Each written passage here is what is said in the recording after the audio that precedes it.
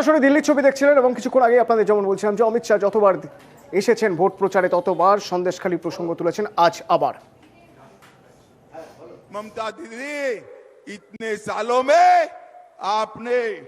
आपने बंगाल को बर्बाद कर दिया। संदेश खाली जैसी घटनाएं रुकनी चाहिए या नहीं रुकनी चाहिए? ममता बनर्जी को शर्म आनी चाहिए।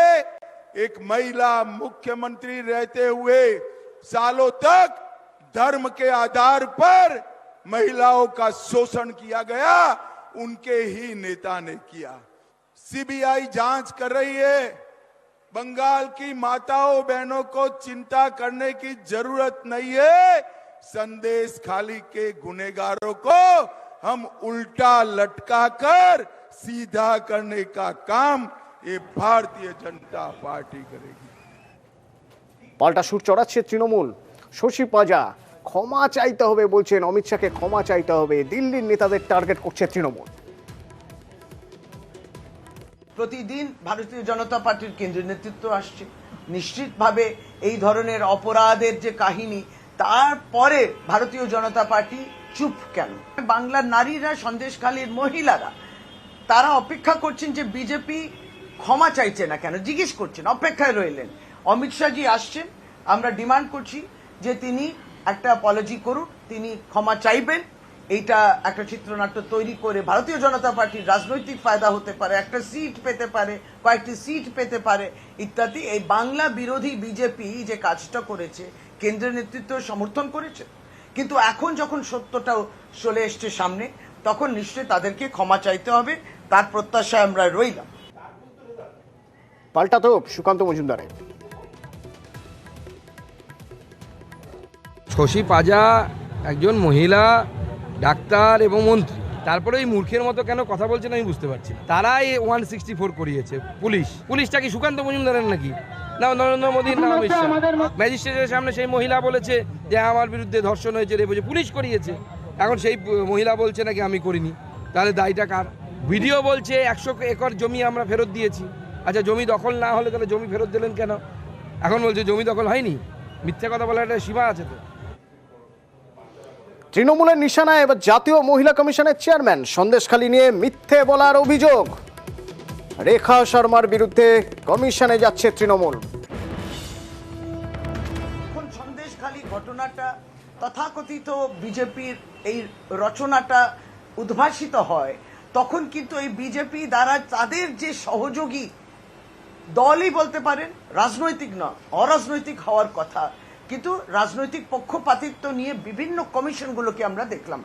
গতকালকে একজন মহিলাও বলছিলেন যে দিল্লি থেকে কোন মহিলা কমিশন এসেছিলেন, সে জোর করে তাদেরকে দিয়ে লেখানো যে হ্যাঁ তাদের উপরে নির্যাতন ইত্যাদি হয়েছে।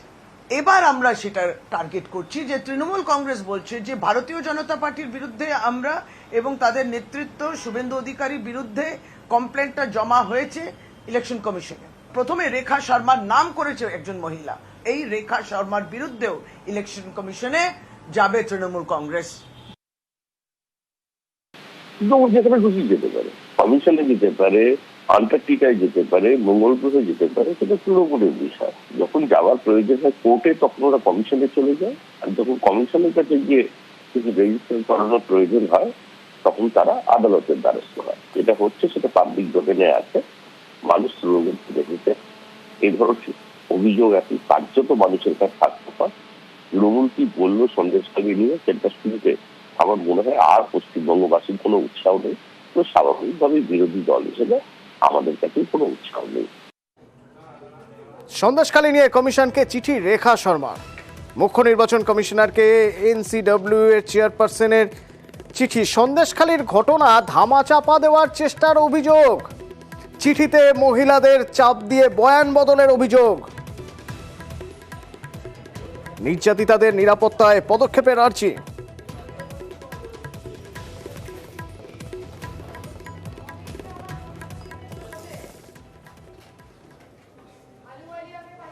সাত সকালে কলকাতার বুকে এক তরুণীর শ্লীলতাহানির ঘটনা প্রকাশ্যে আসছে। সেই ঘটনা, এক তরুণীর শ্লীলতাহানি। আমরা একবার ক্লোজ সার্কিট ক্যামেরার ফুটেজ দেখি। দেখুন কি হয়েছিল টালিগঞ্জ থানা এলাকার শরৎ বোস রোড, কি হয়েছিল দেখুন।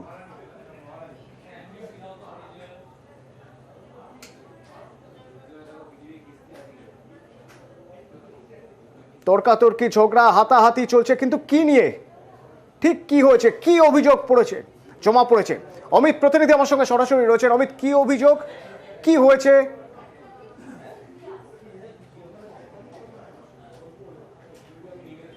টালিগঞ্জ থানা এলাকার শরৎ বোস রোড অর্থাৎ দেশপ্রিয় পার্ক থেকে আমাদের রবীন্দ্র সরোবর যাওয়ার যে রাস্তা, সেই রাস্তাতেই গতকাল সকাল 6টা থেকে 6:30টার মধ্যে এই ঘটনা। গতকাল মর্নিং ওয়াক করার পরে যে তরুণী অভিযোগ করছেন তাকে শারীরিকভাবে হেনস্থা করা হয়েছে, যার মলেস্টেশন বা শ্লীলতাহানির ঘটনা ঘটেছে। তিনি তার বন্ধুকে সঙ্গে নিয়ে শরৎ বোস রোডে একটি কচুরির দোকানে কচুরি এবং চা খেতে গিয়েছিলেন মর্নিং ওয়াকের পর, এবং সেখানে গিয়ে এই ঝামেলা সূত্রপাত। তারা যান সেখানে, তাদেরকে ফলো করেই তারা যেটা অভিযোগ করছেন, ঘটনাস্থলে 10 থেকে 12 জনের একটি গ্রুপ যারা স্কুটি এবং বাইক নিয়ে সেখানে এসে উপস্থিত হয়, এবং মহিলা এবং তার বন্ধু তারা স্কুটি এবং বাইক নিয়ে সেখানে গিয়েছিল। মহিলা স্কুটিতে ধাক্কা মারা হয়, এবং প্রথমে ধাক্কা মারলে তারা কিছু বলেননি, এবং সেখানে মহিলা এবং তার বন্ধু, তরুণী এবং তার বন্ধু সেখানে অপেক্ষা করছিলেন কচুরি খাবার জন্য। এবং সেই সময় তারা লক্ষ্য করেন যে মহিলাকে উদ্দেশ্য করে একটু দূরেই, মানে অর্থাৎ ওই কচুরি দোকানের সামনেই ওই 10 থেকে 12 জন তারা দাঁড়িয়েছিলেন, এবং তাকে ওই তরুণীকে উদ্দেশ্য করেই কটূক্তি করা, অশালীন অঙ্গভঙ্গি, এই ধরনের কিন্তু কার্যকলাপ করছিলেন ওই গ্রুপ থেকে, করা হচ্ছিল গ্রুপ থেকেই। এরপরই আবারও ওই তরুণীর বাইকে স্কুটিতে ধাক্কা মারা, এরপর তার সঙ্গে থাকা বন্ধু ঘটনার প্রতিবাদ করলে বেধড়ক মারধর করা হয়েছে। অমিত সঙ্গে থাকো, কি অভিযোগ শুনবো, অমিত সঙ্গে থাকো। টালিগঞ্জ থানা যাওয়ার পরে আমি যখন পুরো আমার বিষয়টা জানাই যে আমাকে হেনস্থা করা হয়, আমার গায়ে হাত দেওয়া হয়েছে এবং আমাকে মেরে ফেলার হুমকি দেওয়া হয়েছে, তখন আমার কমপ্লেনটাকে খুব ছোটভাবে দেখা হয়। বলা হয় আমার তো সেরমভাবে রক্তপাত হয়নি, তো আমার কমপ্লেন নেওয়াই হয় না। এবং আমার বন্ধুর যখন কমপ্লেনটা নেওয়া হয় তখন এফআইআর এ এক্স্যাক্টলি কি লিখতে হবে সেটা তারা পরিমাপ করে দেয় যে কতটা লেখার প্রয়োজনীয়তা আছে। আমার মনে হয়েছে যে আমি যেই হেল্পটা চেয়েছিলাম একজন, সেটা আমি পাইনি। সেটার সময় যখন আমরা 100 ডায়াল করেছি তখনও পাইনি, এবং থানা থেকেও সেভাবে রেসপন্স পাইনি, কারণ ওখানে ক্যামেরা ছিল। তো আইডেন্টিফাই করা এবং তৎক্ষণাৎ সেই বিষয়টাতে ব্যবস্থা নেওয়াটা যদি চাইতেন তারা অবশ্যই করতে পারতেন। অমিত, যিনি অভিযোগ করছেন তিনি বলছেন থানায় প্রথমে তিনি কোনো রেসপন্স পাননি। আজ সকালের ঘটনা, এখন সন্ধ্যে 7টা বেজে গিয়েছে, ক্লোজ সার্কিট ক্যামেরার ফুটেজ রয়েছে, কাউকে চিহ্নিত করা গিয়েছে এখনো পর্যন্ত?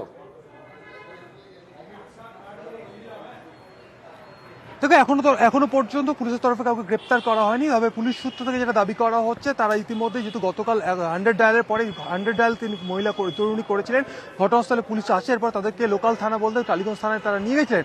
সেখানে তরুণী যেটা অভিযোগ করছেন যে তার সঙ্গে শারীরিকভাবে তাকে হেনস্থা করা হয়, তাকে গালিগালাজ করা হয়, তার মলেস্টেশনের ঘটনা ঘটলেও তার কাছ থেকে পুলিশ কোনো অভিযোগ নেননি।